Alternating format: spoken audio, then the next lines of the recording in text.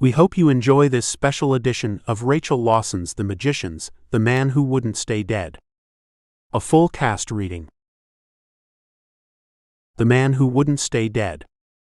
Fred Alexander woke up cold, naked, and afraid in a dark cupboard one day after he'd been to the pub. He thought he must have been really drunk to be like this, and wondered if he'd done something stupid. Fred, being an enchanter, tried to leave with magic without opening the door. Being naked, it would look a little odd to just stroll outside. Realizing someone had cast an entrapment spell on it.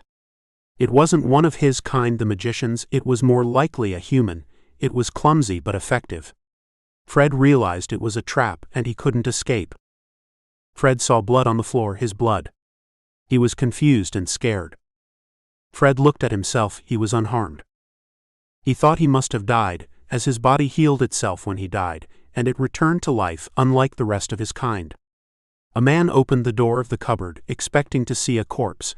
Outside there was a table of tools to cut up the corpse and dispose of him.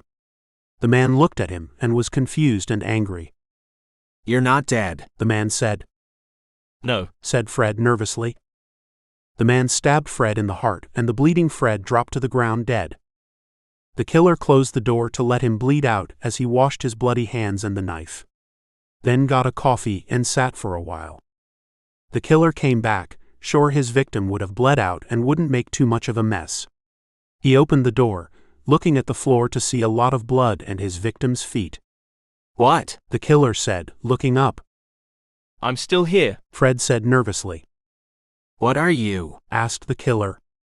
"Not dead," Fred said nervously. "I'll fix that," said the man, killing Fred again, stabbing him in the guts, leaving him to die again, closing the door. Coming back a while later with an axe. Talking to the door. "If you're not dead, you'll want to be," said the killer to the door, before he opened it, expecting to find his victim alive again. He looked inside and found Fred lying bled to death on the floor, dead. So the killer picked up the tall, slippery, bloody corpse out of the cupboard with effort. He put him on the table and prepared to cut up the body. The killer raised the axe over the neck of the corpse. It didn't hit the corpse's neck, it hit something else. The confused killer tried again, but it stopped again. The killer suspected something.